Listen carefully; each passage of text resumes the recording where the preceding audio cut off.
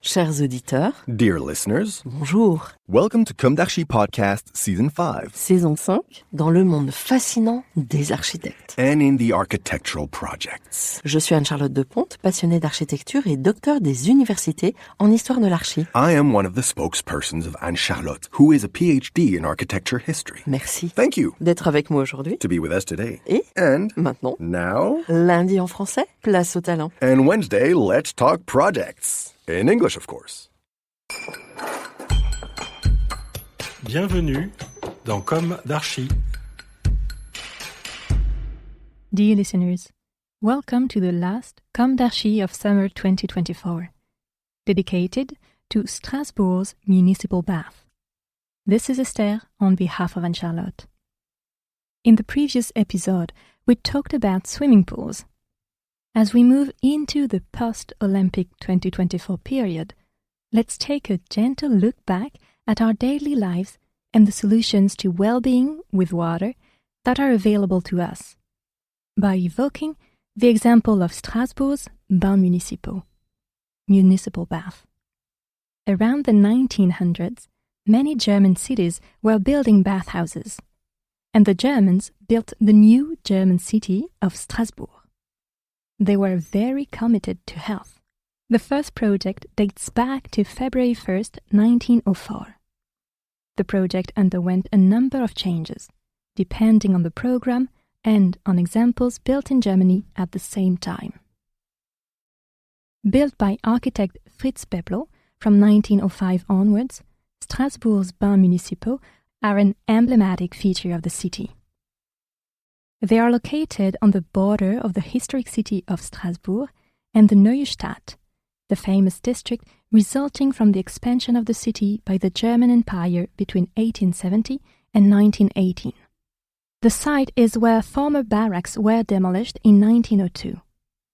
Since the 1890s, the creation of a public bathing establishment for the winter season and the hygiene of the population has been at the heart of municipal politics.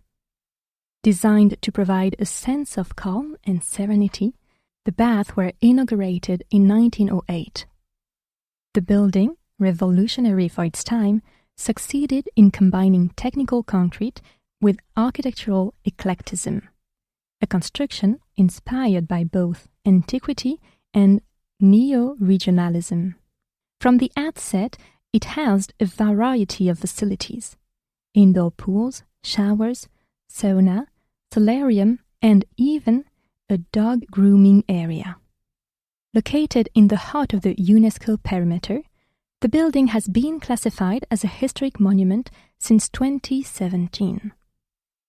Very dear to the hearts of its inhabitants, the building needed to be restored, refurbished, and new spaces created, so that it could once again become a swimming pool rooted in its time and looking to the future.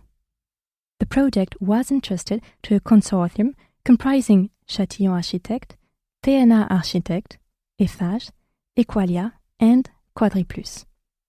It was carried out between 2018 and 2021. The project involved restoring the building, bringing it up to standard, and adapting it to new contemporary uses, while respecting the monument so dear to the people of Strasbourg. The project had to reconcile a number of objectives, enhance the value of the existing building, restore certain elements and decor that had disappeared or been altered, make the building safe and accessible, renew all the technical equipment, and design new facilities for the users of this establishment. In a word, to anchor the building in our times without abandoning its formidable initial qualities. It's a building that leaves no one indifferent. When you visit it, there's a very clear poetic relationship with space and light. It has great charm. The building's inspiration is both antique and neo-regional. This balance is fragile and had to be preserved, confirms François Chatillon. We also wanted to offer new functions on the garden level and on the upper floors of the building's wings, highlighting the traces of the past, such as the marking of the old constructive grid laid down to allow the extension or the linking of certain spaces, explains Antonin Gilles, project managing architect for Chatillon Architectes. Their method consists in focusing on the existing structure in order to preserve as much of its authenticity as possible. The program was then subjected to the building as it existed.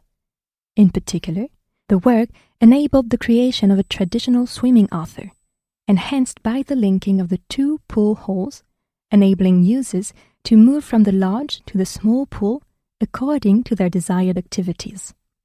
The changes made ensure compliance with safety and accessibility standards for optimum use by all publics.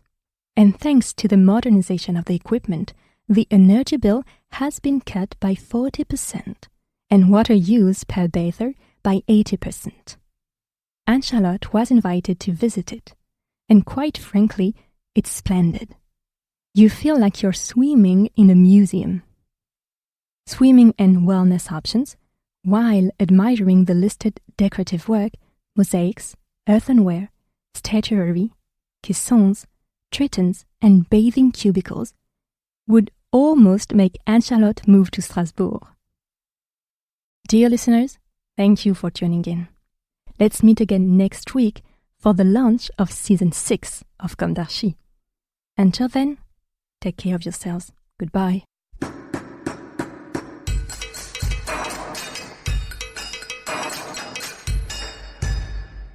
Thank you for listening. And thanks to the sound engineer who was collaborating with us today. Don't forget to tune in to our previews on Instagram at Comme d'Archi Podcast.